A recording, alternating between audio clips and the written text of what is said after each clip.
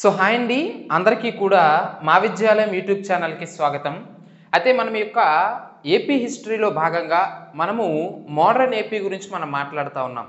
So అందులో భాగంగా already మనం గత క్లాసుల్లో ఈ ఆంధ్ర ప్రాంతంలోనికి యూరోపియన్లు రావడం కావచ్చు, అందులో పోర్చుగీస్ వారికి మరియు బ్రిటిష్ వారికి మధ్య జరిగినటువంటి యుద్ధాలు కావచ్చు, ఆ యుద్ధాల ఫలితంగా బ్రిటిష్ వారికి పోర్చుగీస్ వారికి మధ్య జరిగినటువంటి సందులు కావచ్చు, ఆ తరువాత కాలంలో ఆ పోర్చుగీస్ వారికి బ్రిటిష్ వారికి మధ్య జరిగినటువంటి యుద్ధాలలో మన యొక్క ఆంధ్ర ప్రాంతానికి సంబంధించినటువంటి స్థానిక రాజుల యొక్క జోక్యం ఏ విధంగా ఉంది, ఫైనల్గా పోర్చుగీస్ వారి యొక్క అంటే మొదటిగా మన యొక్క ఆంధ్ర ప్రాంతంపై పెత్తనం చెలాయించినటువంటి మొదటి యూరోపియన్లుగా పేరుగాంచినటువంటి పోర్చుగీస్ వారి నుంచి మన ఆంధ్ర ప్రాంతాలను తిరిగి ఈ బ్రిటిష్ వారు స్వాధీనం చేసుకోవడం, అంటే ఈ యొక్క ఉత్తర కోస్తా జిల్లాలు కావచ్చు, కోస్తా ప్రాంతం కావచ్చు, ఉత్తర సర్కారులు కావచ్చు, రాయలసీమ కావచ్చు, చిత్తూరు నెల్లూరు ప్రాంతాలు కావచ్చు, ఈ ప్రాంతాలన్నింటినీ కూడా మొదటిగా తమ చెప్పు చేతల్లో పెట్టుకున్నటువంటి పోర్చుగీస్ వారు తరువాత కాలంలో ఈ ఆంగ్లో ఫ్రెంచ్ యుద్ధాలలో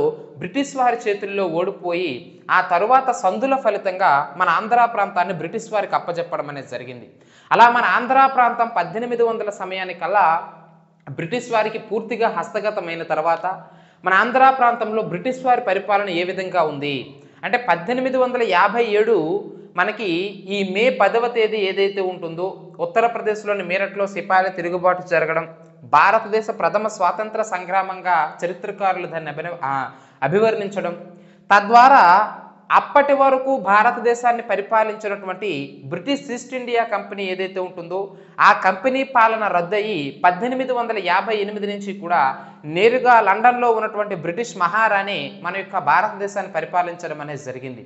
సో కాబట్టి 1858 కంటే ముందు మన భారతదేశాన్ని పరిపాలించింది ఎవరంటే బ్రిటిష్ వారి ఒక ప్రైవేట్ కంపెనీ, అంటే వర్తక వ్యాపారం వాళ్ళే చేసేవారు, పరిపాలన వాళ్ళే చేసేవారు ఎప్పటి వరకు సిపాయిల తిరుగుబాటు జరిగేంత వరకు కూడా. ఆఫ్టర్ సిపాయి రివోల్ట్ పరిపాలనా బాధ్యతలు వర్తక వ్యాపారం మాత్రమే ఈస్ట్ ఇండియా కంపెనీకి ఇచ్చి అప్పటి వరకు కూడా వారి ఆధీనంలో ఉన్నటువంటి పరిపాలనా బాధ్యతలు అడ్మినిస్ట్రేటివ్ డ్యూటీస్ను మాత్రము ఎవరు తీసుకున్నారంటే బ్రిటిష్ మహారాణి. అయితే ఇవన్నీ ఎందుకు చెప్తున్నామంటే 1857 కంటే ముందున్నది పరిపాలన ఎవరు చేశారు? కంపెనీ. సో కాబట్టి కంపెనీ పాలనలో విద్య ఎలా ఉంది, సాహిత్యం ఎలా ఉంది, కంపెనీ పాలనలో మన యొక్క భారతదేశానికి ఆంగ్లేయులు చేసినటువంటి సేవ ఏ విధంగా ఉంది, సేవ అనే బదులు దోచుకోవడం ఎలా ఉంది అని చెప్పాలి. అంటే కంపెనీ పాలనలో భారతదేశంలో ఏ ఏ వ్యవహారాలు ఎలా ఉన్నాయి, ఆర్థిక వ్యవహారాలు ఎకనామిక్ యాక్టివిటీస్ ఎలా ఉన్నాయి, విద్య ఏ విధంగా ఉంది, ఆంగ్ల భాషకు ఎలాంటి ప్రాముఖ్యత ఇచ్చారు, చిత్రలేఖనం ఎలా ఉంది, ఇవన్నీ కూడా సంగీతం ఎలా ఉంది, వీటన్నింటినీ కూడా ఒక ఆర్డర్ వైజ్ గత క్లాసులో 1:20 మాట్లాడుకున్నాం. చాలా చాలా ఇంపార్టెంట్ అయినటువంటి సెషన్ అని చెప్పేసి కూడా చెప్పినాను నేను. అయితే ఫైనల్గా మనం చూడాల్సింది ఏమిటంటే కంపెనీ పాలనకి మనం ఫుల్ స్టాప్ పెట్టాలి అంటే భారతదేశంలో కంపెనీ పరిపాలన చేసేంత వరకు కూడా వాళ్ళు ఎలాంటి సేవలు చేశారో మనం పక్కన పెడితే ఇప్పటి వరకు మనం చెప్పిందంతా కూడా ఈ కంపెనీ వారు భారతదేశానికి మేలు చేయడం కోసం ఏది చేయలేదండి.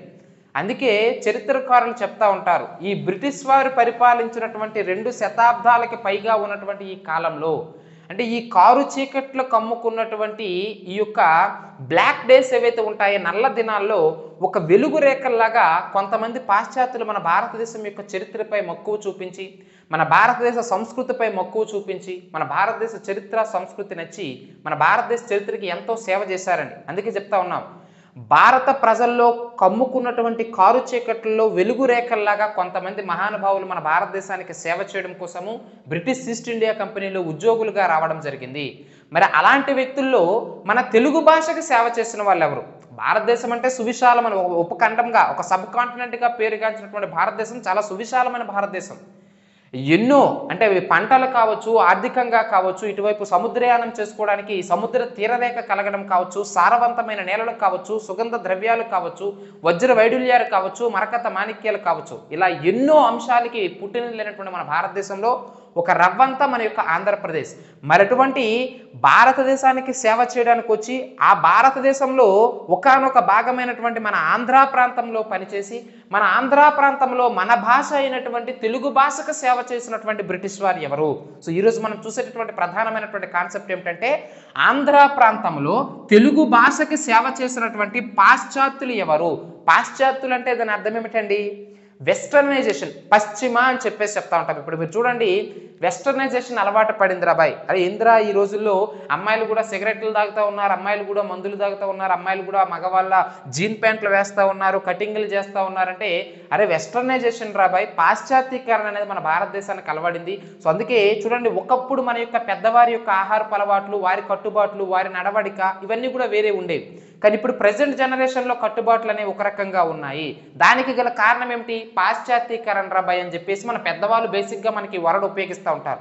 పాశ్చాత్యీకరణ ఇస్ నథింగ్ బట్ పశ్చిమాన ఉన్నటువంటి, అంటే భారతదేశానికి పశ్చిమాన ఉన్నటువంటి దేశస్తులు మన భారతదేశంతో వర్తక వ్యాపారం కోసమో లేదా రాజకీయంగానో ఆర్థికంగానో ఏదో ఒక స్వలాభం కోసం మన భారతదేశం నుంచి ఆశించి మన భారతదేశంలోనికి వచ్చి దండయాత్రలు కొంతమంది చేశారు, లేదా శాంతియుతంగా కొంతమంది వచ్చారు. ఇలా ఎన్నో రకాలుగా మన భారతదేశంలోనికి వచ్చి వారు స్థిరపడడం అనేది జరిగింది. అలా స్థిరపడిన వాళ్ళు ఉండడం కాకుండా వారి ఆహారపు అలవాట్లు, వారి కట్టుబాట్లు, వారి నడవడిక, వారి కల్చర్ ఏదైతే ఉంటుందో దాన్ని మన భారతదేశానికి పరిచయం చేయడం అనేది జరిగింది. సో ఈ విధంగా వెస్టర్నైజేషన్ అనేది మన భారతదేశానికి అలవాటు పడింది. అంటే పశ్చిమ దేశస్తులు చేసేటటువంటి కార్యకలాపాలు ఏవైతే ఉంటాయో, వారి యొక్క నడవడిక, కట్టుబాట్లు ఏవైతే ఉంటాయో ఇవి మన భారతదేశానికి అలవడడం అనేది జరిగింది. సో కాబట్టి పాశ్చాత్యీకరణ, పాశ్చాత్యులు అనేటప్పుడు వెస్ట్రన్ కంట్రీస్కి సంబంధించిన వారు లేదా ఇతర దేశాలకు సంబంధించిన వారు మన భారతదేశంలోనికి వచ్చి వారికి సంబంధించిన అలవాట్లను మనపై రుద్దితే దాన్ని పాశ్చాత్యీకరణ అని చెప్పేసి చెప్తా ఉంటాం. మరి ఇక్కడ పాశ్చాత్యులు అని వర్డ్ వాడామంటే దాని అర్థం ఏమిటి? పశ్చిమ దేశస్తులు లేదా ఇతర దేశస్తులు మన భారతదేశానికి ఉద్యోగం కోసమో, వ్యాపారం కోసమో, బ్రిటిష్ ఈస్ట్ ఇండియా కంపెనీలో ఉద్యోగం చేయడం కోసమో ఏదో ఒక విధంగా వాళ్ళు ఇక్కడ పనిచేయడం కోసం వచ్చారు. అలా వచ్చి మన తెలుగు ప్రాంతంలో కూడా కొంతమంది బ్రిటిష్ ఉద్యోగులు పనిచేశారు. వాళ్ళలో మన తెలుగు ప్రాంతానికి సేవ చేసిన వాళ్ళు కొంతమంది ఉన్నారు. మరి వాళ్ళ గురించి ఈరోజు మనం మాట్లాడుకోవాలండి. సో కాబట్టి బ్రిటిష్ ఈస్ట్ ఇండియా కంపెనీలో ఉద్యోగం చేయడానికి వచ్చి మన తెలుగు భాష, మన తెలుగు సంస్కృతి, మన భాషల పట్ల మక్కువ చూపించుకొని, ఇంకా ముఖ్యంగా చెప్పాలంటే ద్రవిడియన్ లాంగ్వేజెస్ అని చెప్పేసి చెప్తా ఉంటాం, ద్రావిడ భాషల పట్ల మక్కువ చూపించుకొని వాటిపైన ఎన్నో పరిశోధనలు చేసి ఎన్నో గ్రంథాలు రచించినటువంటి ఒక బ్రిటిష్ వ్యక్తుల గురించి మనం మాట్లాడుకోవాలండి. చూడండి, ఎక్కడో పశ్చిమ దేశాలకు సంబంధించినటువంటి ఆంగ్లేయులకు మన తెలుగు భాష మీద ఎన్నో భాషలు ఉన్నాయి భారతదేశంలో, అందులోనూ తెలుగు భాషే నచ్చడం ఏమిటి? తెలుగు భాష పైన కొంతమంది వ్యాకరణ గ్రంథాలు రాయడం ఏమిటి? తెలుగు భాష పైన కొంతమంది నిఘంటువులు రాయడం ఏమిటి? తెలుగు భాష పైన కొంతమంది గ్రంథాలు రాయడం ఏమిటి? తెలుగు భాషకు సంబంధించిన శాసనాలపై మక్కువ పెంచుకోవడం ఏమిటి? తెలుగు భాషకు సంబంధించి కైఫియత్తులు రాయడం ఏమిటి? తెలుగు భాషలకు సంబంధించి ఆల్రెడీ ఇంతకు ముందున్నటువంటి తెలుగు కవులు రచించిన గ్రంథాలను ఆంగ్లంలోకి అనువదించడం ఏమిటి? ఇది నిజంగా ఊరకనే చేయరండి. ఆంగ్లేయులు అయినప్పటికీ కూడా మన భాష పట్ల ఏదైనా సరే ఇప్పుడు మనము కష్టపడి కాకుండా ఇష్టపడి చేస్తే దాని యొక్క రిజల్ట్ అనేది బాగుంటుంది. అలా వీళ్ళెవరూ కూడా, అంటే ఇప్పుడు మనం చెప్పేటటువంటి కల్నల్ మెకంజీ కావచ్చు, సర్ థామస్ మన్రో కావచ్చు, సిపి బ్రౌన్ కావచ్చు, అదేవిధంగా మనకి బిషప్ కాల్డ్వెల్ కావచ్చు, ఏడి క్యాంపబెల్ కావచ్చు, వీళ్ళెవ్వరూ కూడా బలవంతంగా తెలుగు భాష పట్ల మక్కువ చూపించలేదండి. వాళ్ళకి మన ద్రవిడ భాషలు నచ్చాయి, మన సంస్కృతులు నచ్చాయి, మన కల్చర్ నచ్చింది, మన యొక్క మానవ హ్యూమన్ రిలేషన్స్, ద్రవిడియన్ పీపుల్ ఎవరైతే ఉంటారో వాళ్ళ మధ్య ఉన్నటువంటి అనుబంధాలు, హ్యూమన్ రిలేషన్స్ అనేవి నచ్చాయి. అందుకే మన చరిత్ర పైన, మన సంస్కృతి పైన, మన ఆచార వ్యవహారాలపైన, మన కట్టుబాట్లపైన, మన పుస్తకాలపైన, మన గ్రంథాలపైన, మన శాసనాలపైన వాళ్ళు మక్కువ చూపించుకొని వాటిపైన పరిశోధనలు చేసి రాబోయేటటువంటి తరాలకి, ఫ్యూచర్ జనరేషన్స్కి ఉన్నవి ఉన్నట్లుగా ఎన్నో గ్రంథాలను తెలుగు భాషకి ఎంతో సేవ చేసినటువంటి వ్యక్తులు ఉన్నారు. మరి వాళ్ళ గురించి వరుసగా మనం మాట్లాడుకుంటే మొదటిగా కల్నల్ కొలిన్ మెకంజీ అని చెప్పేసి చెప్తా ఉన్నాం. చాలా చాలా ఇంపార్టెంట్ అండి. భారతదేశంలో వ్యాపారం చేయడం కోసము వచ్చినటువంటి బ్రిటిష్ ఈస్ట్ ఇండియా కంపెనీ తరపున బ్రిటిష్ ఈస్ట్ ఇండియా కంపెనీలో ఒక ఉద్యోగిగా వచ్చి, ఉద్యోగి అంటే తన ఉద్యోగం ఏమిటి? సర్వేయర్ జనరల్, భారతీయ సర్వేయర్ జనరల్ అని చెప్పేసి చెప్తా ఉంటాం. సర్వేయర్ జనరల్ అంటే ఏమిటి? భూమికి సంబంధించినటువంటి కొలతలు కావచ్చు, భూమికి సంబంధించిన విషయాలన్నీ కూడా రెవెన్యూ ఆఫీసర్ లాంటి వాడని చెప్పేసి మనం చెప్పొచ్చును, సర్వేయర్ జనరల్ అని చెప్పేసి చెప్తా ఉంటాం. సో ఆబ్వియస్లీ సర్వేయర్ జనరల్ అనేటప్పుడు ఇతను ఒక ప్రాంతంలో ఉండడు. సర్వే అనేటప్పుడు ఎక్కడికి బ్రిటిష్ వారు చెప్తే ఆ ప్రాంతానికి వెళ్ళి ఆ ప్రాంతంలో సర్వే చేయాలి. సో ఇలా సర్వే చేసేటప్పుడు ఈ కల్నల్ కొలిన్ మెకంజీకి ప్రధానంగా మన ఆంధ్ర ప్రాంతంలో చిత్తూరు, నెల్లూరు ప్రాంతం కావచ్చు, విశాఖపట్నం, విజయనగరం కావచ్చు, ఇలా ఉత్తర సర్కారులు, రాయలసీమ ప్రాంతాలు, అన్ని ప్రాంతాలలో కూడా ఇతను తన జీవిత కాలంలో ఎన్నో సర్వేలు చేపట్టడం అనేది జరిగింది. ఇలా సర్వేలు చేసేటప్పుడు, తవ్వకాలు జరిగేటప్పుడు అతనికి ఎన్నో స్థానిక చరిత్రలు తెలిసాయి. స్థానిక చరిత్రలు అంటే ఏమిటి? లోకల్గా ఉన్నటువంటి, ఇప్పుడు మీరు చూడండి, ఏదో ఒక పుణ్యతీర్థానికి వెళ్తారు లేదా ఒక పుణ్యక్షేత్రానికి వెళ్తారు, అక్కడ ఉన్నటువంటి స్థానికులు ఆ క్షేత్రానికి సంబంధించినటువంటి ఏదో ఒక స్టోరీ ఉంటుంది. ఇప్పుడు శ్రీశైల మల్లికార్జున స్వామి అంటాం, అది ఒక స్టోరీ మనం మాట్లాడుతూ ఉంటాం. శేషాచలం పుణ్యతీర్థాలు అంటాం, అంటే శేషాచలంలో ఉన్నటువంటి తిరుపతిలో ఉన్నటువంటి ఆ వాటర్ ఏదైతే ఉంటుందో చాలా క్లస్టర్ క్లియర్గా ఉంటుందని చెప్పేసి దానికి ఒక స్టోరీ చెప్తారు. మంగళగిరి పానకాల స్వామి అని చెప్పేసి చెప్తా ఉంటారు, ఎంత పానకం పోసినా అది తరగదు అని చెప్పేసి చెప్తా ఉంటారు. అంటే ఇలా ఏదైనా ఒక ప్రాంతానికి మనం వెళ్ళేటప్పుడు ఆ ప్రాంతానికి ఒక స్థానిక చరిత్ర అనేది ఉంటుంది, ఒక లోకల్ స్టోరీ అనేది మనం వింటా ఉంటాం. చూడండి, ಇಲ್ಲಿ ఏమిటి మనకి ప్రధానంగా ఏనుగు కావచ్చు, సాలెపురుగు కావచ్చు, పాము కావచ్చు, వీటికి సంబంధించి శ్రీకాళహస్తి అని చెప్పేసి ఒక స్టోరీ మనం మాట్లాడుకున్నాం. దాన్ని మనం చెప్పాము కూడా. విజయనగర కాలంలో ఈ శ్రీకృష్ణదేవరాయల ఆస్థానంలో ఉన్నటువంటి కవుల గురించి చెప్పేటప్పుడు ఆ స్టోరీ కూడా చెప్పాను. అర్థమవుతుంది లేదా? శ్రీకాళహస్తి చాలా చాలా ఇంపార్టెంట్. శ్రీ అంటే సాలెపురుగు, కాళ అంటే పాము, హస్తి అంటే ఏనుగు అని చెప్పేసి వాటి స్టోరీ మనం చెప్పినాం. అంటే ఇలా ప్రతి ఒక్క టెంపుల్కి కావచ్చు, పర్టికులర్ ప్రాంతానికి కావచ్చు, పర్టికులర్ ప్లేస్కి కావచ్చు స్థానిక చరిత్రలు అనేవి ఉంటాయి. వాటినే మనకి హిస్టరీ పాయింట్ ఆఫ్ వ్యూలో టెక్నికల్ వర్డ్గా ఏమని చెప్పేసి చెప్తారంటే కైఫియత్తులు అని చెప్పేసి చెప్తా ఉంటారండి. సో ఒక్కొక్క ప్రాంతానికి ఉన్నటువంటి ఒక్కొక్క యూనిక్ నేచర్ని కైఫియత్తుల పేరుతో పిలుస్తూ ఉంటారు. సో అటువంటి స్థానిక చరిత్రలు లేదా కైఫియత్తుల్ని రచించడం ప్రారంభించినటువంటి బ్రిటిష్ వ్యక్తి ఎవరయ్యా అంటే మనకి కల్నల్ కొలిన్ మెకంజీ అనే విషయాన్ని మీరు ఇక్కడ గుర్తుంచుకోవాలి. చాలా చాలా ఇంపార్టెంట్ అండి, ఎగ్జామినేషన్లో అడుగుతూ ఉంటాడు.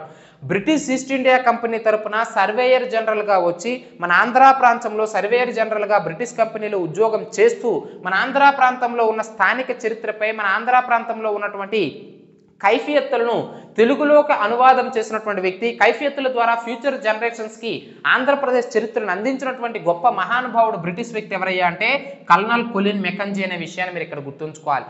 మరి తన కైఫియత్తుల సేకరణ చేసినప్పటికీ కూడా ఇతర మన ఆంధ్ర ప్రాంతం వ్యక్తి చిన్నప్పటి నుంచి మన ఉత్తర సర్కార్లో మన రాయలసీమ ప్రాంతాల్లో ఏమిటి ఆ పిల్లలతో ఆడుకుంటూ తిరిగినటువంటి వ్యక్తి. ఇక్కడ చదువుకున్నాడా, ఇక్కడ లోకల్గా ఎక్కడ ఎలా ఉంటుందో తెలుసా? ఏమీ తెలియదు కాబట్టి ఎవరిదో ఒకరు సహాయం ఉంటేనే కదా ఇంత గొప్ప కైఫియత్తుల సేకరణకు అతను పూనుకుంటాడు. సో ఇలా ఆంధ్ర ప్రాంతంలో కైఫియత్తుల సేకరణలో కల్నల్ కొలిన్ మెకంజీకి సహకరించినటువంటి మన తెలుగు వ్యక్తులు ఎవరయ్యా అంటే కావలి సోదరులు అని చెప్పేసి చెప్తా ఉంటారు. చాలా చాలా ఇంపార్టెంట్ అండి. వీళ్ళిద్దరూ కూడా కావలి ఓన్ బ్రదర్స్, ఇద్దరు కూడా ఒకే తల్లికి పుట్టినటువంటి సంతానం. వారే మనకి కావలి బొర్రామని అంటారు, కావలి వెంకటస్వామి అంటారు. ఈ కావలి బొర్రామని మనకి కావలి బొర్రయ్య అని కూడా అంటారండి. అంటే కొన్ని పుస్తకాలలో కావలి బొర్రయ్య అని ఉంటుంది, మీరు ఎటువంటి కన్ఫ్యూజ్ అవ్వాల్సినటువంటి పని లేదు. చూడండి, ఇక్కడ నేను బ్లాక్ మార్కర్తో చెప్తా ఉన్నాను. సో ఆల్రెడీ మనం బ్లూ మార్కర్తో రాసాం కాబట్టి నేను ఇక్కడ హైలైట్ చేసేది బ్లాక్ మార్కర్తో చేస్తాను, జాగ్రత్తగా అబ్జర్వ్ చేయండి. సో కాబట్టి కల్నల్ కొలిన్ మెకంజీ అనే సర్వేయర్ జనరల్ మన యొక్క కైఫియత్తులను సేకరించడంలో అతనికి సహకరించినటువంటి తెలుగు వ్యక్తులు ఎవరయ్యా అంటే కావలి బొర్రామని మరియు కావలి వెంకటస్వామి. ఆ తర్వాత చూడాల్సింది బిషప్ కాల్డ్వైడ్ అండి. ఇతను కూడా మనకి చాలా చాలా ఇంపార్టెంట్. ఇతను కూడా ఒక బ్రిటిష్ ఉద్యోగిగా ఉంటూ మన ఆంధ్ర ప్రాంతంలో ఎంతో సేవ చేశాడు. ఈయన కూడా అంటే ఇతను ఒక రకంగా చెప్పాలంటే మత ప్రచారకుడు అని చెప్పేసి చెప్పవచ్చునండి. అంటే మత ప్రచారం అంటే ఏమిటి? ఆబ్వియస్లీ పోర్చుగీస్ వారు అంటున్నామంటే క్రైస్తవులు. సో కాబట్టి క్రైస్తవ మతాన్ని మన ఆంధ్ర ప్రాంతంలో విస్తరింప చేయడంలో భాగంగా మన యొక్క ద్రావిడ భాషలపై ఆసక్తి పెంచుకొని మన యొక్క ద్రావిడ భాషలకి మరియు ప్రధానంగా మన తెలుగు భాషకి మధ్య ఉన్నటువంటి తేడాన్ని అధ్యయనం చేసి so the differences between the Telugu language and the Dravidian language దానిపైన పరిశోధన చేశాడు. ఎవరు? బిషప్ కాల్డ్వైడ్. ఇలా ద్రవిడ లాంగ్వేజెస్కి అంటే ద్రావిడ భాషలకి తెలుగు భాషకి మధ్య ఉన్నటువంటి వ్యత్యాసాన్ని కనుక్కొని ఒక గ్రంథాన్ని రచించాడండి బిషప్ కాల్డ్వైడ్ అనే వ్యక్తి. ఏమిటా గ్రంథం? Comparative grammar to the Dravidian languages. చాలా చాలా ఇంపార్టెంట్ అండి. Comparative grammar to the Dravidian languages అని చెప్పేసి ఒక గ్రంథాన్ని, ప్రసిద్ధ గ్రంథాన్ని రచించినటువంటి ఒక పోర్చుగీస్ మత ప్రచారకుడు ఎవరయ్యా అంటే బిషప్ కాల్డ్వైడ్ అనే విషయాన్ని మీరు ఇక్కడ గుర్తుంచుకోవాలి. చాలా చాలా ఇంపార్టెంట్. నెక్స్ట్ ఏడి క్యాంపబెల్ అని చెప్పేసి చెప్తా ఉన్నా. ఇతను ఒక సివిల్ సర్వీస్ ఉద్యోగి.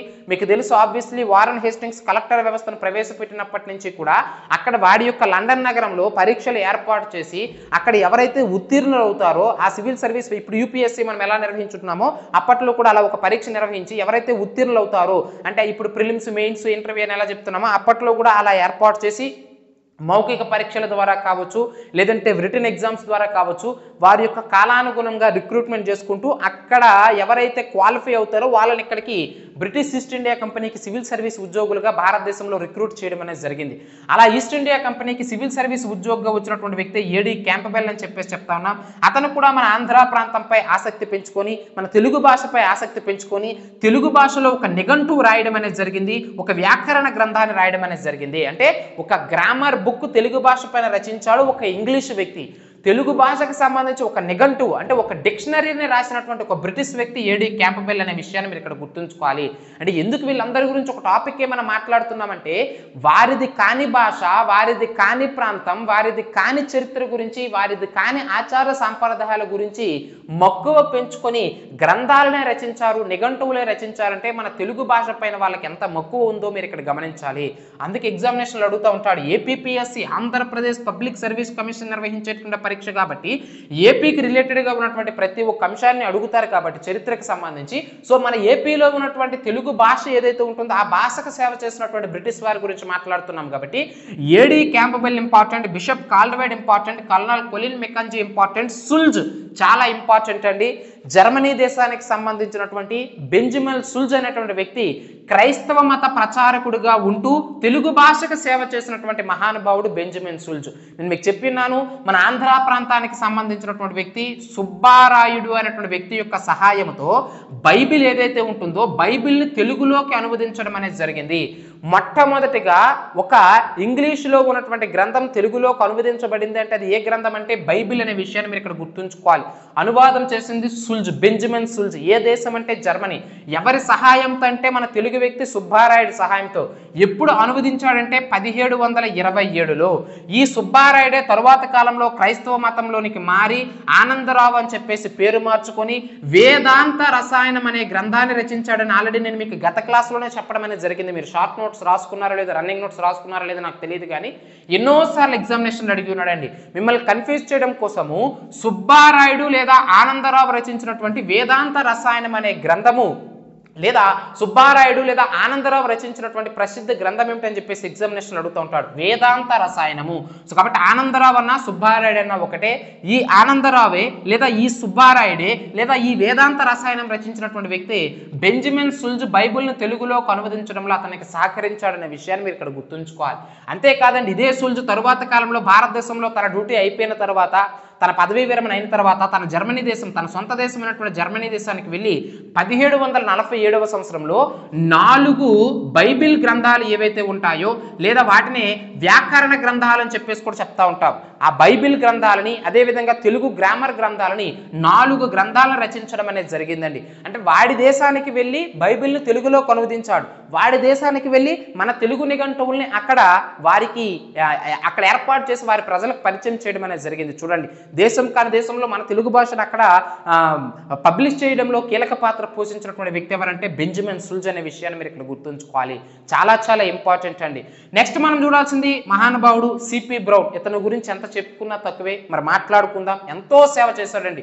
తెలుగు భాషకు సేవ చేసినటువంటి వ్యక్తులు అనగానే కల్నల్ కొలిన్ మెకంజీ గుర్తు రావాలి, సర్ థామస్ మన్రో గుర్తు రావాలి, సిపి బ్రౌన్ గుర్తు రావాలి. ఈ ముగ్గురు చాలా ఇంపార్టెంట్ అండి. మిగతా వాళ్ళు మీరు గుర్తుంచుకుంటారో లేదో నాకు తెలియదు, కానీ వీళ్ళపైన కూడా ఎగ్జామినేషన్ అడుగున్నాడు, కానీ వీళ్ళు ముగ్గురు మనకి చాలా చాలా ఇంపార్టెంట్. అదేవిధంగా బెంజమిన్ సుల్జ్ వీరు ఇంపార్టెంట్ అండి. సో సిపి బ్రౌన్ గురించి మాట్లాడుకుంటే 1798 నుంచి 1884 ఇతని యొక్క టైం పీరియడ్ అండి. ఇతను మన భారతదేశంలో జన్మించాడు, చనిపోయింది మాత్రం ఇంగ్లాండ్లో. భారతదేశంలో ఎక్కడ జన్మించాడు? కలకత్తా ప్రాంతంలో జన్మించాడండి. ఎక్కడెందుకు జన్మించాడంటే వీరి తండ్రి గారు సిపి బ్రౌన్ యొక్క తండ్రి గారు ఎవరైతే ఉంటారో అతను బ్రిటిష్ ఈస్ట్ ఇండియా కంపెనీలో ఉద్యోగులుగా ఉంటూ, మరి ఉద్యోగిగా ఉండేటప్పుడు మీకు తెలుసు సివిల్ సర్వీస్ ఉద్యోగులు ఆ లండన్ నుంచి వారి ఫ్యామిలీ మొత్తాన్ని తీసుకొచ్చి ఇక్కడే ఏర్పాటు చేసేవారు. సో ఇలా కలకత్తాలో ఉన్నటువంటి ప్రెసిడెన్సీలో తన తండ్రి గారు బ్రిటిష్ ఈస్ట్ ఇండియా కంపెనీలో ఉద్యోగిగా ఉండేవారు కాబట్టి ఆబ్వియస్లీ సిపి బ్రౌన్ కూడా ఇక్కడే, అంటే అతను ఇక్కడ వాళ్ళ నాన్నగారు ఇక్కడ డ్యూటీ చేస్తున్న సమయంలోనే సిపి బ్రౌన్ ఇక్కడ జన్మించడం అనేది జరిగింది మన కలకత్తా ప్రాంతంలో. ఇతని ఎడ్యుకేషన్ మొత్తం కూడా ఇంగ్లాండ్లో జరిగిందండి. చాలా చాలా ఇంపార్టెంట్ అయినటువంటి అంశం. సిపి బ్రౌన్ యొక్క విద్య అంతా కూడా పుట్టింది ఎక్కడైనప్పటికీ కూడా తనకి ఉన్నతమైనటువంటి విద్య లభించాలనే ఉద్దేశంతో తన తండ్రి గారు లండన్కే పంపించడం అనేది జరిగింది. తన విద్య అంతా కూడా ఇంగ్లాండ్లో నడిచింది. ఆ తర్వాత మరలా ఇంగ్లాండ్లో బాగా చదువుకొని బ్రిటిష్ ఈస్ట్ ఇండియా కంపెనీలోనే మరలా ఉద్యోగిగా పొందడం అనేది జరిగింది. అంటే వంశపారంపర్యంగా తండ్రి తర్వాత కొడుకు కూడా అదే కంపెనీలో ఉద్యోగిగా స్థిరపడడం అనేది జరిగింది. అలా మన భారతదేశానికి వచ్చినటువంటి సిపి బ్రౌను మన ఆంధ్ర ప్రాంతంలో, మన యొక్క లక్ ఏమిటంటే కొంతమంది మహానుభావులు పర్టికులర్గా మన ఆంధ్ర ప్రాంతానికి ఉద్యోగులుగా రావడం, ఎంతో సేవ చేశారండి. అలాంటి వ్యక్తుల్లో ఒకనొక వ్యక్తి సిపి బ్రౌన్. ఏం చేశాడు ఇతను? వేమన పద్యాలు ఆంగ్లంలో నుంచి తెలుగులో అనువదించాడండి. అంటే తెలుగులో ఉన్నటువంటి పద్యాలను ఆంగ్లంలో అనువదించాడండి. చాలా ఇంపార్టెంట్. వేమన పద్యాలు అంటే ఆబ్వియస్లీ మనకు తెలుగులో అవైలబుల్గా ఉంటాయి. వాటిని చదివి అర్థం చేసుకొని వాటిని ఎక్కడికి ఇంగ్లీష్ భాషలో అనువదించాడు. ఎప్పుడు? 1829. ఇది ఇతనికి ఎంతగానో పేరు తీసుకొచ్చింది. ఎందుకంటే బ్రిటిష్ వ్యక్తులకి మన చరిత్ర పట్ల ఇప్పుడు ఇతనికి కాబట్టి సిపి బ్రౌన్కి మన ద్రవిడియన్ లాంగ్వేజెస్ భారతీయ భాషలు అంటే ఎంతో ఇష్టం అండి. ఎన్నో భాషలపైన పరిశోధనలు చేశాడు, ప్రతి భాష యొక్క పుట్టు పూర్వోత్తరాలు తెలుసుకున్నాడు. అతనికి ఆ ఇంట్రెస్ట్ ఉంది, కానీ మిగతా వాళ్ళకి ఇంట్రెస్ట్ ఉండదు కదా. కానీ వాళ్ళకి మన చరిత్ర తెలుసుకోవాలనే ఇంట్రెస్ట్ ఉంటుంది. అర్థమవుతుందా లేదు? ఇప్పుడు మీకు ఏపీ హిస్టరీకి సంబంధించి పుట్టు పూర్వోత్తరాలు అన్నీ చదవాలని ఉంటుంది, మొత్తం మ్యాటర్ మొత్తం చదవాలని ఉంటుంది. కానీ ప్రతి మెటీరియల్ని ప్రతి సోర్సెస్ అన్నింటినీ ఒకే దగ్గర వేసుకొని చదవలేదు కదా. ఇలా ఎవరైనా క్లాసులు చెప్పినట్లయితే వాటిని మీరు యూట్యూబ్ ద్వారా కావచ్చు, ఆఫ్లైన్లో కావచ్చు, ఆన్లైన్లో కావచ్చు, ఏదో ఒక విధంగా క్లాస్ మొత్తాన్ని కూడా ఒకే దగ్గర వింటున్నారు. కానీ మీరే పరిశోధన చేసి మీరే ప్రతి ఒక్క సబ్జెక్ట్ పైన అనాలిసిస్ చేసి ఇలా క్లాసులు చెప్పాలంటే అందరికీ కుదరదు. అర్థమైందా లేదు నేను చెప్పిన విషయం? అలా మన ఆ యొక్క తెలుగు భాష పట్ల ఇంట్రెస్ట్ ఉన్నప్పటికీ, తెలుగు భాష చరిత్ర తెలుసుకోవాలన్నప్పటికీ కూడా ఇంగ్లీష్లో ఎవరికి సోర్సెస్ దొరకట్లే.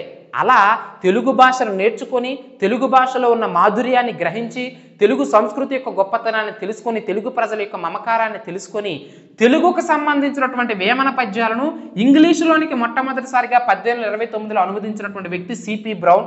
అదేవిధంగా ఆ తర్వాత తెలుగు వ్యాకరణ గ్రంథాన్ని గ్రామర్ బుక్ను రచించాడు 1840లో. ఆ తర్వాత నిఘంటువులను చూడండి, ఇంగ్లీషు నుంచి తెలుగులోకి అనువదించే డిక్షనరీ రాశాడు, తెలుగు నుంచి ఇంగ్లీష్ నేర్చుకున్న డిక్షనరీ రాశాడు. అదేవిధంగా అంటే మిక్స్డ్ లాంగ్వేజెస్, తెలుగు, ఇంగ్లీషు, ఇంకా స్థానిక భాషలు ఏవైతే ఉంటాయో మన ఆంధ్ర ప్రాంతంలో, మన దక్షిణ భారతదేశంలో ఉన్న భాషలన్నింటినీ మిళితం చేసి గ్రంథాలను రచించాడండి. ఇట్ మీన్స్ వ్యాకరణ గ్రంథాలు, అదేవిధంగా డిక్షనరీస్, నిఘంటువులు అని చెప్పేసి చెప్తా ఉంటాం. సో కాబట్టి ఇంగ్లీషు తెలుగు నిఘంటువు, తెలుగు ఇంగ్లీషు నిఘంటువు, మిశ్రమ నిఘంటువు, ఇలా డిఫరెంట్ టైప్స్ ఆఫ్ మెథడ్స్లో తెలుగు భాషని ఎటు నుంచి ఎటైనా సరే నేర్చుకోవాలి. ఇంగ్లీష్ వచ్చిన వారైనా తెలుగు నేర్చుకోవాలి, తెలుగు నుంచి ఇంగ్లీష్ నేర్చుకోవాలి, ఇంగ్లీష్ నుంచి తెలుగు నేర్చుకోవాలి, ఇతర భాషస్తులు తెలుగు నేర్చుకోవాలంటే ఉద్దేశంతో ఇలా వివిధ రకాల గ్రంథాలు రచించాడు. 1854లో ఈ యొక్క మిక్స్డ్ డిక్షనరీ, అంటే అన్ని భాషలతో మిళితం చేసి తెలుగు భాష నేర్చుకునే మిక్స్డ్ డిక్షనరీని 1854, ఇంగ్లీష్ నుంచి తెలుగులోకి, తెలుగు నుంచి ఇంగ్లీష్ నేర్చుకున్నటువంటి డిక్షనరీని 1853లో రచించాడు. మరి సిపి బ్రౌన్కి సంబంధించినటువంటి గ్రంథాలు మనం మాట్లాడుకున్నట్లయితే చాలా ఇంపార్టెంట్ అండి. ఆంధ్ర గీర్వాణ చందం అంటాము, మీరాసి స్వామ్యం అంటాము, రాజుల యుద్ధము, తాతాచార్య కథలు, ఇవి చాలా ఇంపార్టెంట్ అండి. సిపి బ్రౌన్ తెలుగులో రచించినటువంటి గ్రంథాలు ఆంధ్ర గీర్వాణ చందము, మీరాశీర్వాదము, అదేవిధంగా రాజుల యుద్ధములు, తాతాచారి కథలు, ఎవరికి సంబంధించినవి? సిపి బ్రౌన్ రచించినటువంటి తెలుగు రచనలు. వాటితో పాటుగా 1842లో మీకు తెలుసు సత్యాన్ని ఎప్పుడు మాట్లాడేటువంటి వ్యక్తి హరిశ్చంద్రుడు అని చెప్పేసి ఈ స్టోరీలు మనం వింటా ఉంటాం. కథల రూపంలో మనకి స్థానికంగా వీటిని ప్రోగ్రామ్స్ కూడా ఏర్పాటు చేస్తూ ఉంటారు. సో అటువంటి హరిశ్చంద్రుడు తన జీవితంలో ఎదుర్కొన్నటువంటి కష్టాలు ఏవైతే ఉంటాయి వాటన్నింటిని కూడా ఆ యొక్క హరిశ్చంద్రుడి కష్టాల పేరుతో రచించాడు. ఆ తర్వాత వసు చరిత్రను 1844లో, మను చరిత్రను, మనువు మీకు తెలుసు కదా, చాలా ఇంపార్టెంట్ అండి. మనువు రచించినటువంటిదే మను చరిత్ర. సో దాన్ని 1851లో తెలుగులోనికి, అదే ఇంగ్లీష్లోనికి, అదేవిధంగా పలనాటి వీర చరిత్ర 1852లో, ఇవన్నీ కూడా మన తెలుగు గ్రంథాలండి. కానీ వాటిని ఇంగ్లీష్లోనికి అనువదించినటువంటి మహానుభావుడు ఈ యొక్క సిపి బ్రౌన్ అనే విషయాన్ని మీరు ఇక్కడ గుర్తుంచుకోవాలి. అదేవిధంగా అతని యొక్క అంటే భారతదేశానికి, అందులోనూ ప్రధానంగా మన ఆంధ్ర ప్రాంతానికి ఎంతో సేవ చేశాడు కాబట్టి ఆ మహానుభావుడు పేరు గుర్తుండాలనే ఉద్దేశంతో మన ఆంధ్ర ప్రాంతంలో బ్రౌన్ కాలేజీని స్థాపించడం అనేది జరిగింది. సిపి బ్రౌన్ పేరు మీదుగా బ్రౌన్ కాలేజీని స్థాపించారు. ఆ బ్రౌన్ కాలేజీ స్థాపనలో సహాయపడినటువంటి వ్యక్తులు ఎవయ్యా అంటే అప్పయ్య, గురుమూర్తి, పరబ్రహ్మ శాస్త్రి. ఎన్నోసార్లు ఎగ్జామినేషన్లు అడిగి ఉన్నాడండి. ఆంధ్ర ప్రాంతంలో బ్రౌన్ కళాశాల ఏర్పాటులో సహకరించినటువంటి ప్రధానమైన త్రిమూర్తులు అంటే ముగ్గురు వ్యక్తులు ఎవరయ్యా అంటే అప్పయ్య, గురుమూర్తి, పరబ్రహ్మ శాస్త్రి అనే విషయాన్ని మీరు ఇక్కడ గుర్తుంచుకోవాలి.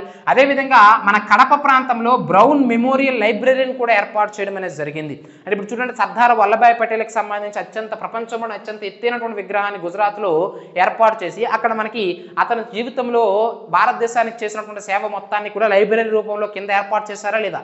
అలా సిపి బ్రౌన్ మెమోరియల్ లైబ్రరీ అని చెప్పేసి చెప్తా ఉన్నాం. అంటే అతను బ్రిటిష్ ఈస్ట్ ఇండియా కంపెనీ ఉద్యోగిగా వచ్చి మన ఆంధ్ర ప్రాంతంలో అతను చేసినటువంటి సేవలు ఏవైతే ఉంటాయో అదంతా కూడా ఒక లైబ్రరీ రూపంలో ఏర్పాటు చేసి అతనికి సంబంధించిన విషయాలన్నీ కూడా అక్కడ పొందుపరచడం అనేది జరిగింది.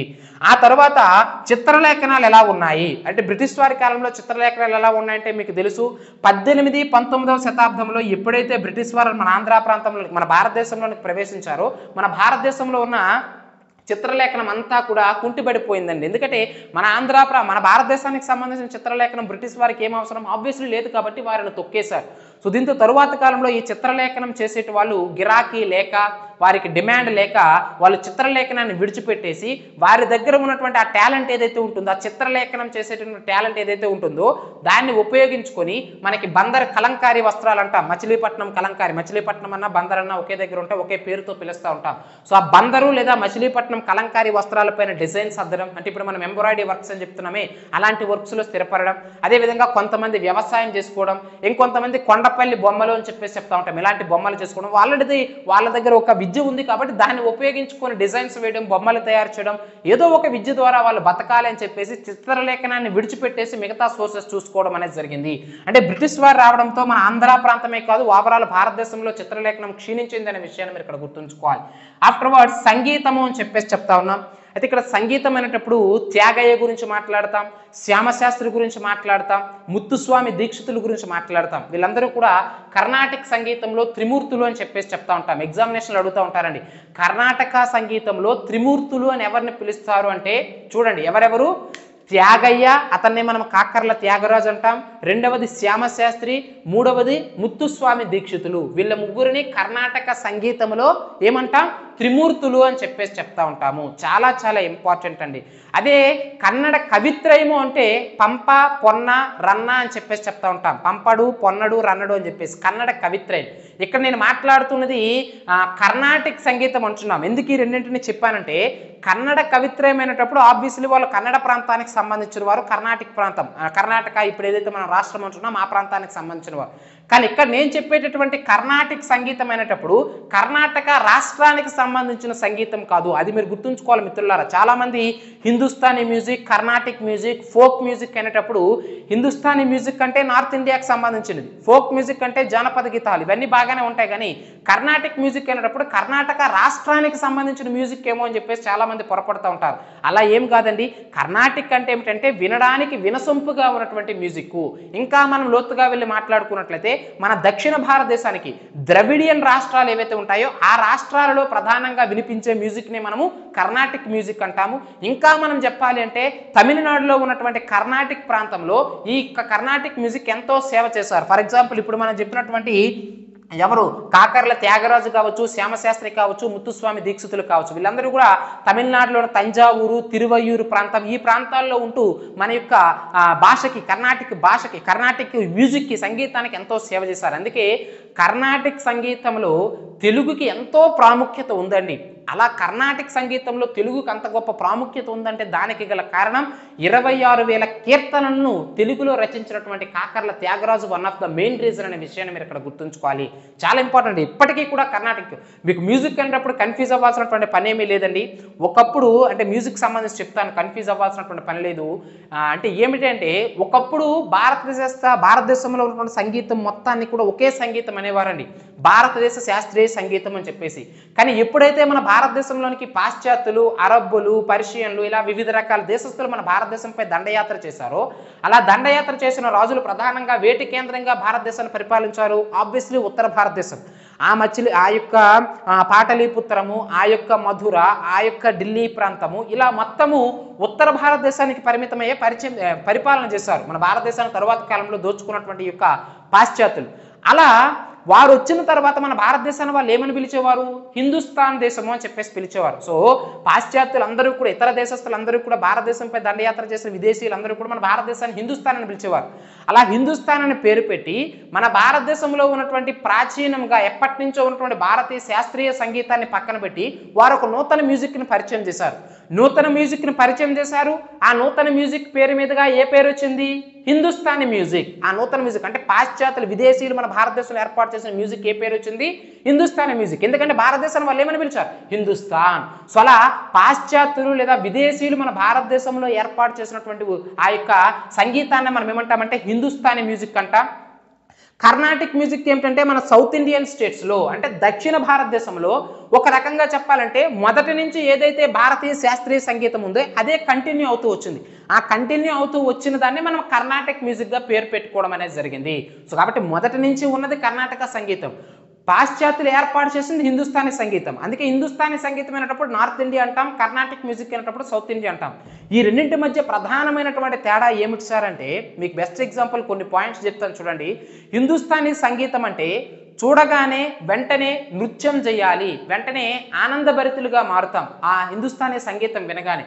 కానీ కర్ణాటక సంగీతం తీసుకుంటే వినగానే అర్థమవదండి, కానీ విన్న తరువాత అందులో ఉన్నటువంటి సాహిత్యాన్ని అర్థం చేసుకున్న తరువాత మనలో మనకే తెలియనటువంటి ఒక రంజింపజేసేటటువంటి ఒక భావనలు అనేవి మనలో మొదలవుతాయి. అందుకే కర్ణాటక సంగీతం అనేటప్పుడు సాహిత్యానికి ఇంపార్టెన్స్ ఇస్తారు, హిందుస్థానీ సంగీతంలో సాహిత్యానికి ఇంపార్టెన్స్ ఉండదు. మనోరంజకం అంటే జనులని ఉన్న టైంలోనే, అంటే మ్యూజిక్ పెట్టగానే ఒక తెలియనటువంటి పులకింతలనే వెంటనే మొదలవుతాయి. కానీ కర్ణాటక సంగీతం మాత్రం వెంటనే అర్థమవుదు, అర్థమైన తర్వాత పొందేటటువంటి ఆహ్లాదం మాత్రము స్వర్గంలో కూడా దొరకదు, అంటే అంత అద్భుతమైనది. అందుకే మన కర్ణాటక సంగీతంలో మ్యూజికల్ ఇన్స్ట్రుమెంట్స్ అనేవి చాలా ఎక్కువగా ఉపయోగిస్తూ ఉంటారు. హిందుస్థానీ మ్యూజిక్లో మ్యూజిక్ ఇన్స్ట్రుమెంట్స్ చాలా తక్కువగా ఉంటాయి, కానీ మెయిన్ సింగర్ మాత్రం కీలక పాత్ర పోషిస్తూ ఉంటాడు. అర్థమైందా లేదండి? సో చాలా చాలా ఇంపార్టెంట్. ఇలా మనకి చాలా డిఫరెన్సెస్ ఉంటాయి హిందుస్థానీ మ్యూజిక్ కర్ణాటిక్ మ్యూజిక్ మధ్య. అదంతా కూడా మనకి వేరే స్టోరీ, అది మనకు అవసరం లేదు. కానీ ఇక్కడ మనకి కావాల్సింది ఏమిటంటే, ఈవెన్ అది హిందుస్థానీ మ్యూజిక్ ఉత్తర భారతదేశం అయినప్పటికీ కూడా వాళ్ళ భాష, అంటే నార్త్ ఇండియాకి సంబంధించిన హిందుస్థానీ మ్యూజిక్ని మన యొక్క సౌత్ ఇండియన్ సింగర్స్ కూడా నేర్చుకుంటున్నారు. మన కర్ణాటక మ్యూజిక్ను కూడా ఈవెన్ నార్త్ ఇండియాకి సంబంధించిన మ్యూజిషియన్స్ కూడా నేర్చుకుంటున్నారు. సో సంగీతానికి హద్దులు ఏమీ లేవు, వాటిని వ్యక్తపరిచేటువంటి విధానంలోనే వివిధ రకాల మార్గాలు ఉన్నాయి. కానీ హిందుస్థానీ మ్యూజిక్ అయినా కర్ణాటిక్ మ్యూజిక్ అయినా జానపదమైన, జానపదం ఎందుకు వచ్చింది? ఒకప్పుడు హిందుస్థానీ మ్యూజిక్ కావచ్చు, కర్ణాటిక్ మ్యూజిక్ కావచ్చు, వినాలి అంటే ఎక్కడ వినాలి? రాజదర్బార్లో మాత్రమే వినాలి. అంటే రాజులు రోజంతా కూడా వాళ్ళు డ్యూటీ చేసి, అంటే రాజ్య పరిపాలన చేసి విసిగిపోతారు కాబట్టి వాళ్ళకి ఎంతో కొంత ఆహ్లాదం కలిగించడం కోసం వారి రాజదర్బార్లో ఈ మ్యూజిక్ని ఏర్పాటు చేసుకునేవారు. అది కూడా వాళ్ళ యొక్క కింగ్ ఫ్యామిలీ ఎవరైతే ఉంటారో వాళ్ళు మాత్రమే, అక్కడ ఉన్నటువంటి ప్రముఖ ఉద్యోగులు మాత్రమే ఆ సంగీతాన్ని వినేవారు. సాధారణ పౌరులకి ఈ సంగీతం అందేది కాదు. అందుకోసమే సాధారణ పౌరులు ఏం చేసేవారు? వాళ్ళకు వచ్చింది, అంటే మేళతాళాలు ఏమీ లేకుండా, రాగం లేకుండా, తాళం లేకుండా వాళ్ళకు వచ్చిన భాషలో వాళ్ళకి నచ్చిన రీతిలో వాళ్ళు పాడుకునేవారు అనమాట. దాన్ని మనకి జానపద గీతంగా అది మనకి ఫేమస్ చెందడం అనేది జరిగింది. మనకు చూస్తూ ఉంటాం శ్రీకాకుళం, విజయనగరం ప్రాంతాలు ఇప్పటికీ కూడా ఫోక్ సాంగ్స్ అనేవి బాగా ఫేమస్ అనమాట. అర్థమైందా లేదండి? సో ఇలా అంటే కర్ణాటక హిందూ సంగీతాలు అనేవి ఆనాటి కాలంలో, ఇప్పుడంటే అందరికీ అవైలబుల్లో ఉన్నాయి. మనకి డిజిటల్ యుగం వచ్చిన తర్వాత ప్రతి ఒక్క మొబైల్లో మనకి ఏ మ్యూజిక్ కావాలంటే ఆ మ్యూజిక్ అవైలబుల్లో ఉంది. కానీ ఏన్షియంట్ కాలంలో అది అవైలబుల్గా లేదు కాబట్టి హిందుస్థానీ కర్ణాటిక్ మ్యూజిక్ రాయల్ ఫ్యామిలీస్కి మాత్రమే పరిమితం. కాబట్టి మన ప్రజలు కూడా పొలాల్లో పంటలు నాటులు వేసుకుంటూ, పొలాల్లో పనులు చేసుకుంటూ వారికి వారే పాడేవారు అనమాట. అలా స్వశక్తితో రాగతాళాలు లేకుండా, మేళ తాళాలు లేకుండా వారి నోటితో వాళ్ళు పాడినటువంటి ఆ మ్యూజిక్కే మనకి జానపద గేయంగా భారతదేశంలో స్థిరపడింది. వాటిని ఫోక్ మ్యూజిక్ అని చెప్పేసి చెప్తా ఉంటాం, జానపద సంగీతం అని చెప్పేసి చెప్తా ఉంటాం. సో ఏది ఏమైనప్పటికీ హిందుస్థానీ మ్యూజిక్ అంటే ఏమిటి, కర్ణాటిక్ మ్యూజిక్ అంటే ఏమిటి, ఫోక్ మ్యూజిక్ అంటే ఏమిటి అనేది మీకు ఎంతో కొంత బేసిక్ నాలెడ్జ్ వచ్చింది అనుకుంటున్నాను. ఎందుకంటే మనకి ఇంకా లోపలికి వెళ్ళామంటే మనకు కావాల్సింది మ్యూజిక్ పైన కాదు, ఆ మ్యూజిక్కి బ్రిటిష్ వారు చేసినటువంటి సేవ, వారి కాలంలో మన ఆంధ్ర ప్రాంతంలో సేవ చేసినటువంటి వ్యక్తులు ఎవరో గుర్తు రావాలి. సో సంగీతం అనగానే త్యాగయ్య మనకు గుర్తు రావాలి. ఆబ్వియస్లీ 1767 మే 4వ తేదీని జన్మించాడండి త్యాగయ్య. చాలా చాలా ఇంపార్టెంట్. మే 4 1767. ఎందుకు ఈ తేదీతో సహా చెప్తున్నామంటే ఇతని జన్మదినాన్ని మనకి భారతీయ సంగీత దినంగా మనం చేసుకుంటా ఉంటాం. చాలా చాలా ఇంపార్టెంట్ త్యాగయ్య జన్మదినాన్ని. సో 1767లో జన్మించాడు, 1847లో చనిపోయాడు త్యాగయ్య. ఇతన్ని కాకర్ల త్యాగరాజు అని చెప్పేసి చెప్తా ఉంటాం. ఎందుకు ఇతన్ని కాకర్ల త్యాగరాజు అంటామంటే, ఇతను జన్మించింది తమిళనాడులోని తంజావూరుకి సంబంధించి పట్టణంలోని తిరువయ్యూరు అనే గ్రామంలో జన్మించారండి యాక్చువల్గా ఇతను. కానీ ఇతని పూర్వీకులు మాత్రము మన యొక్క ఆంధ్ర ప్రాంతంలో కర్నూలు జిల్లా కాకర్ల ప్రాంతానికి సంబంధించిన వారు. అందుకే మీరు చూడండి, కర్ణాటక సంగీతంలో కర్ణాటక త్రయంగా పేరుగాంచినటువంటి శ్యామశాస్త్రి, ముత్తుస్వామి దీక్షితులు, త్యాగయ్యల్లో మిగతా శ్యామశాస్త్రి, ముత్తుస్వామి దీక్షితులు వారి మెజారిటీ రచనలు ఏవైతే ఉంటాయో, వారి మెజారిటీ పద్యాలు ఏవైతే ఉంటాయో సంస్కృత భాషలో రచించారు. కానీ త్యాగయ్య యొక్క కృతులు ఏవైతే ఉంటాయో ఆ త్యాగయ్య కృతులను మాత్రం మెజారిటీ కృతులను ఎక్కువగా తెలుగు భాషలోనే రచించడం అనేది జరిగింది. అంటే తెలుగు భాషకు అంత సేవ చేశాడు అనమాట. చూడండి, ఒక తమిళ ప్రాంతంలో జన్మించినప్పటికీ కూడా తెలుగు భాషకు ఎంతో ఇంపార్టెన్స్ ఇచ్చాడు త్యాగయ్య. అర్థమైందా లేదా? చాలా ఇంపార్టెంట్. మరి ఎందుకు ఇచ్చాడంటే వారి పూర్వీకులు మన యొక్క కాకర్ల ప్రాంతానికి, తెలుగు ప్రాంతానికి, కర్నూలు ప్రాంతానికి చెందినవారు. అందుకే ఇతన్ని కాకర్ల త్యాగరాజు అని చెప్పేసి కూడా పిలవడం అనేది జరుగుతుంది. సో చూడండి, తంజావూరు ప్రాంతంలో 1767 మే 4న జన్మించాడు. తంజావూరులో మరలా ఏ గ్రామం అంటే తిరువయ్యూరు గ్రామం. ఎవరికి జన్మించాడంటే సీతమ్మ మరియు రామబ్రహ్మం. ఎగ్జామినేషన్లో అడుగుతూ ఉంటాడు. సొంటి వెంకటరమణయ్య ఎవరు? సీతమ్మ రామబ్రహ్మయ్యలు ఎవరి యొక్క తల్లిదండ్రులు? సొంటి వెంకటరమణయ్య ఎవరి యొక్క గురువు అని చెప్పేసి అడుగుతూ ఉంటాడు. త్యాగయ్యకు సంబంధించిన పాయింట్స్ అండి. త్యాగయ్య జన్మించిందంటే 1767 మే 4. ఎక్కడ జన్మించాడంటే తమిళనాడులోని తంజావూరు పట్టణంలో తిరువయ్యూరు గ్రామంలో. ఎవరికి జన్మించాడంటే సీతమ్మ మరియు ఎవరండి? రామబ్రహ్మం. అతని గురువు గారు ఎవరయ్యా అంటే సొంటి వెంకటరమణయ్య. అర్థమైందా లేదండి? ఎంత గొప్ప శిల్పాన్నైనా చెక్కాలి అంటే ఒక శిల్పి మనకి కావాలి. అలా త్యాగయ్య అనే ఒక సంగీత శిల్పిని చెక్కినటువంటి శిల్పాన్ని చెక్కినటువంటి శిల్పి ఎవరయ్యా అంటే మన యొక్క సొంటి వెంకటరమణయ్య అనే విషయాన్ని గుర్తుంచుకోవాలి. ఎగ్జామినేషన్ అడిగి ఉన్నాడండి. కాకర్ల త్యాగరాజు యొక్క సంగీత గురువు సొంటి వెంకటరమణయ్య. ఇతనికి నాదబ్రహ్మ అనేటువంటి బిరుదు ఉందండి. ఎవరికి? త్యాగయ్యకు ఉన్నటువంటి బిరుదే నాదబ్రహ్మ. ఇతను 24,000 కృతులు రచించాడు. అందులో మనకి ప్రస్తుతం 6,000 వరకు కూడా లభ్యంలో ఉన్నాయి. అయితే ఎందుకు ఈ విషయాన్ని మనం చెప్తున్నామంటే కృతులు అంటాం, త్యాగయ్య కృతులు అంటాం, అన్నమయ్య కీర్తనలు అంటాం. సో ఒక్కొక్క రచనలు ఒక్కొక్క రకంగా ఉంటాయి. అన్నమయ్యవి కీర్తనలు, త్యాగయ్యవి కృతులు. ఏవైనా సరే భక్తిని అంటే భక్తుడు భగవంతుడిని చేరుకోవాలంటే దానికి గల ఏకైక మార్గం సంగీతం అని చెప్పేసి భావించినటువంటి మహానుభావులు మన యొక్క అన్నమయ్య గారు, త్యాగయ్య గారు. ఆ విషయాలు మీరు ఇక్కడ గుర్తుంచుకోవాలి. సంగీతం ద్వారా దేవుడి యొక్క కృపకి పాత్రులైనటువంటి వ్యక్తులు, దేవుడి యొక్క ముక్తిని పొందినటువంటి వ్యక్తులు వీళ్ళు. అర్థమైందా లేదండి? తన జీవిత కాలంలో ఒక్క కోరిక కూడా కోరలేనటువంటి ఒక మహానుభావుడు త్యాగయ్య అనే విషయాన్ని మీరు ఇక్కడ గుర్తుంచుకోవాలి.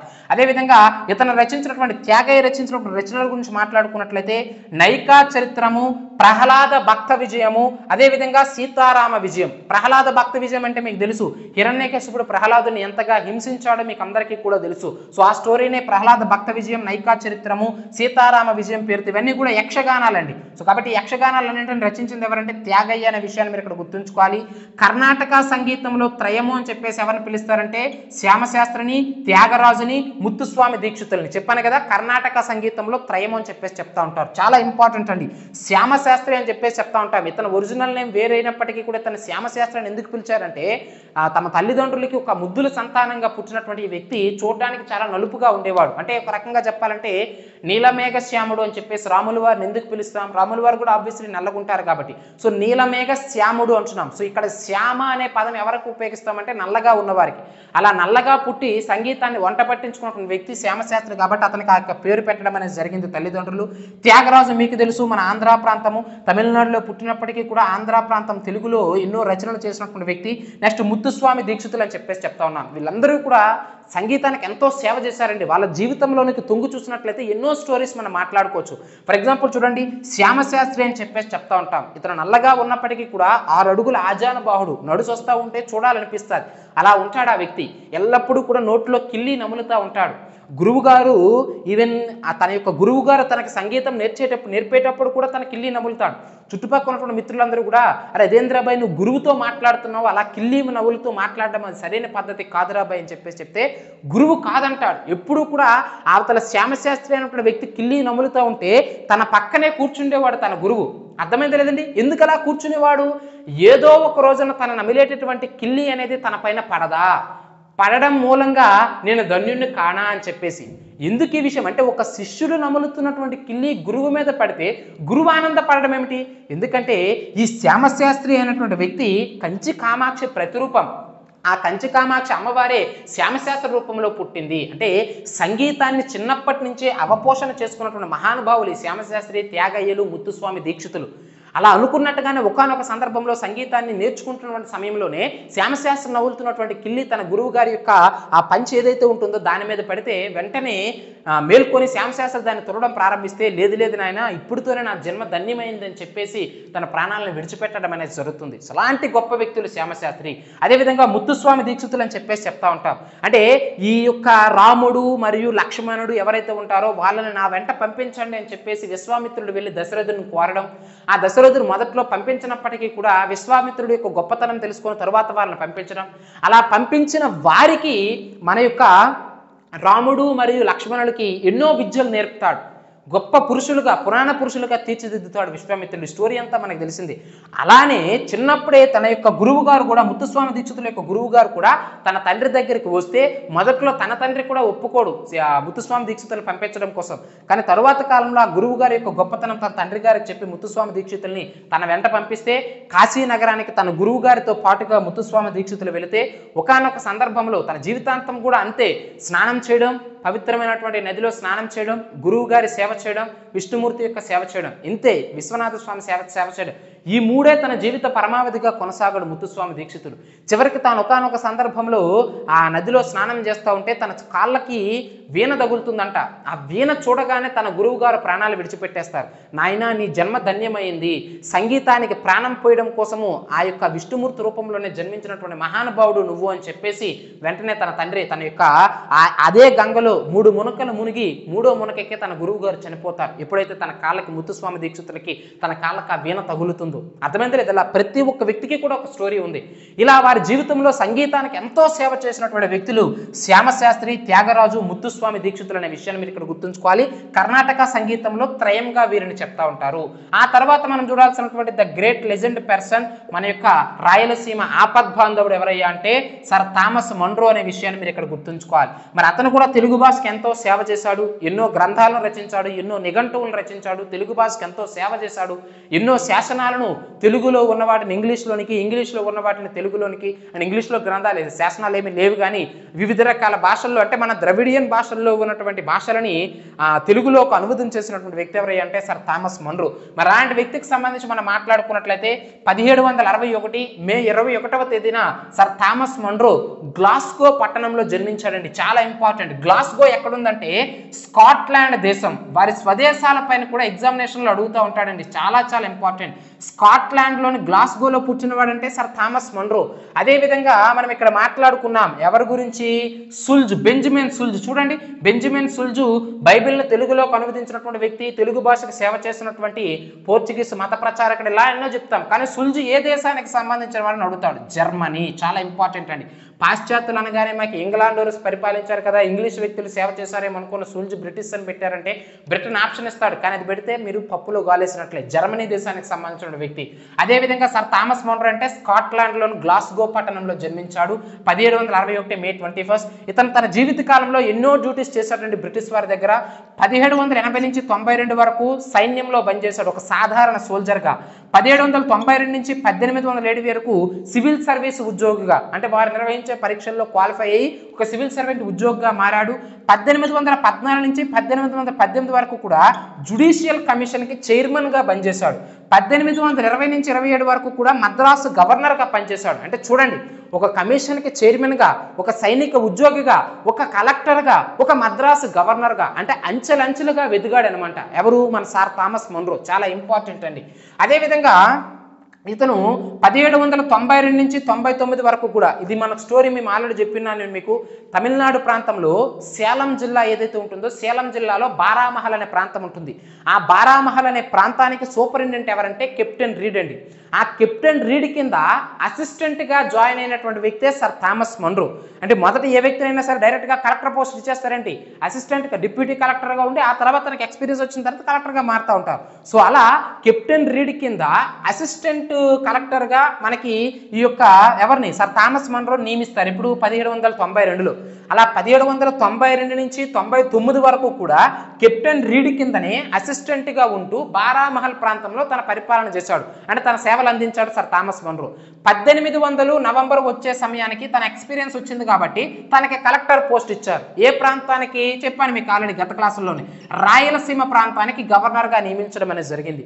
ఎప్పుడైతే రాయలసీమ ప్రాంతానికి సర్ థామస్ మన్రోని గవర్నర్గా నియమించాడో అక్కడ ఉన్నటువంటి ప్రజలకి సేవ చేయడం, అదేవిధంగా పాలెగాళ్ళు ఎవరైతే ఉంటారో ఆ పాలెగాళ్ళ నుంచి విముక్తి కల్పించడం, శిస్తు వసూలు విషయంలో స్థానిక పాలెగాళ్ళు చాలా ఇబ్బంది పెట్టేవారు రాయలసీమ ప్రాంతంలో. సో ఆ పాలెగాళ్ళ పదవిని రద్దు చేయడం, అదేవిధంగా భూమి శిస్తు హక్కులు కల్పించడం, భూ యాజమాన్య హక్కులు కల్పించడం, ఉన్నటువంటి రుణాలను తీసివేయడం, రుణాలు అంటే అప్పులు ఏవైతే ఉంటాయో వాటిని రద్దు చేయడం, ఇవన్నీ కూడా రాయలసీమ ప్రాంతంలో ఎంతో మంచి సేవ చేశాడు సర్ థామస్ మన్రో. అందుకే రాయలసీమ ఆపద్బాంధవుడు, మండవ ఋషిగా పేరుగాంచినటువంటి వ్యక్తి సర్ థామస్ మన్రో. చెప్పాను మీకు ఆల్రెడీ. రాయలసీమ ప్రాంతాలు ఇప్పటికీ కూడా ఆ రాయలసీమ ప్రాంతంలో ఉన్నటువంటి పిల్లలకి సర్ థామస్ మన్రో పేరు ఎప్పటికీ పెడుతున్నారంటే ఆయన చేసినటువంటి సేవ. ఈవెన్ ఇక్కడ మన యొక్క కర్నూలు జిల్లా పత్తికొండ ప్రాంతంలోనే మరణిస్తాడండి సర్ థామస్ మన్రో. అర్థమైందా లేదా? సో తన జీవితాంతము కూడా మన యొక్క ప్రాంతం, మన తెలుగు ప్రాంతానికి సేవ చేశాడు. అర్థమైందా లేదా? ఇవన్నీ కూడా అంటే 1780 నుంచి 92 సైన్యంలో చేశాడు. అంటే భారతదేశంలోని 92 నుంచి 1707 సివిల్ సర్వీస్ ఉద్యోగి, 1814 నుంచి 1818 జ్యుడిషియల్ కమిషన్ చైర్మన్గా, 1820 నుంచి 27 వరకు మద్రాసు గవర్నర్గా. మద్రాసు అంటే తమిళనాడు కదా సార్, మరలా మన తెలుగు ప్రాంతం అంటున్నారంటే ఒకప్పుడు మద్రాసులో భాగంగానే మన తెలుగు ప్రాంతం ఉండేది. ఆ విషయాన్ని మీరు ఇక్కడ గుర్తుంచుకోవాలి. ఆ తర్వాత 1792 నుంచి 99 వరకు కెప్టెన్ రీడ్ కింద అసిస్టెంట్ ఉద్యోగిగా అంటే అసిస్టెంట్ కలెక్టర్గా పనిచేశాడు. 1800 సమయానికి కలెక్టర్ పోస్ట్గా వెళ్ళాడు. 1800 నుంచి 1807 వరకు కూడా మన యొక్క రాయలసీమ ప్రాంతానికి కలెక్టర్గా పనిచేసి 1807లో తిరిగి వాడి ప్రాంతానికి గ్లాస్గో ప్రాంతానికి వెళ్ళిపోతాడు. వెళ్ళిపోయినప్పటికీ కూడా సర్ థామస్ మన్రో యొక్క సామర్థ్యాలు బ్రిటిష్ వారికి తెలుసు. అందుకోసమే మరలా అతన్ని రెండవసారి భారతదేశానికి పిలిపించి అతను ఏం చేశారు, 1814 నుంచి 18 వరకు జుడిషియల్ కమిషన్కి చైర్మన్గా పనిచేయించారనమాట. పనిచేసిన తర్వాత 1818లో మరలా గ్లాస్గోకి వెళ్ళిపోతాడు. స్కాట్లాండ్ దేశం వాడి గ్లాస్గో పట్టణానికి వెళ్ళిపోతే మరలా పిలిపిస్తారు వాడిని. అరే భయ్, నీ సేవలు మాకు కావాలరా భయ్, నువ్వు ఇలాంటి పరిపాలన చేయాలి, భారతదేశంలో నేను అందరూ మెచ్చుకుంటున్నారు, నీలాంటి వాళ్ళు మాకు కావాలని చెప్పేసి మరలా పిలిపిస్తే మరలా వచ్చి 1820 నుంచి 1827 వరకు మద్రాసు గవర్నర్గా పనిచేస్తాడు అనమాట. ఇలా డిఫరెంట్ రోల్స్ మన భారతదేశంలో మన ఆంధ్ర ప్రాంతంలో సర్ థామస్ మన్రో గారు పోషించారు. ఆ తర్వాత చివరికి 1827 జూలై 6వ తేదీన ఇతను మన కర్నూలు జిల్లా పత్తికొండ ప్రాంతంలో మరణించడం అనేది జరిగింది. ఇతన్ని మండవ ఋషి అని చెప్పేసి చెప్తా ఉంటాం. ఈరోజు చెప్పిన క్లాసుల్లో బిరుదులు అనేటప్పుడు థామస్ మన్రో అంటే మండవ ఋషి అంటాం, నాద బ్రహ్మ అంటే త్యాగయ్య అని చెప్పేసి చెప్తా ఉంటాం, గుర్తుంచుకోవాలండి. సో ఇలా మన యొక్క తెలుగు భాషకి తెలుగు ప్రాంతానికి పాశ్చాత్యుల సేవ అనేటప్పుడు colonel Colin Mackenzie important, bishop Caldwell important, AD Campbell important, CP Brown important, Benjamin Schulze important, sir Thomas Munro important. అదేవిధంగా సంగీతంలో భాగంగా కర్ణాటక కవిత్రయంగా పేరుగాంచినటువంటి త్యాగయ్య, ముత్తుస్వామి దీక్షితులు, శ్యామశాస్త్రులు కూడా మనకి ఇంపార్టెంట్ అండి. సో జాగ్రత్తగా రివిజన్ చేయండి, షార్ట్ నోట్స్ రాసుకోండి. కోర్సులో జాయిన్ అవ్వాలనుకుంటే మన యొక్క ఛానల్ నెంబర్ 7036621946 నెంబర్కి కాల్ చేయండి. మన యొక్క ఛానల్ని మాత్రమే మిత్రులకు షేర్ చేయడం మాత్రం మర్చిపోవద్దు. వీడియో నచ్చితే లైక్ చేయండి, కామెంట్ చేయండి, మీ ఫ్రెండ్స్కి షేర్ చేయడం మాత్రం మర్చిపోవద్దు. ఓకేనండి, నెక్స్ట్ క్లాస్తో మళ్ళీ మనం కలుద్దాం. Thank you.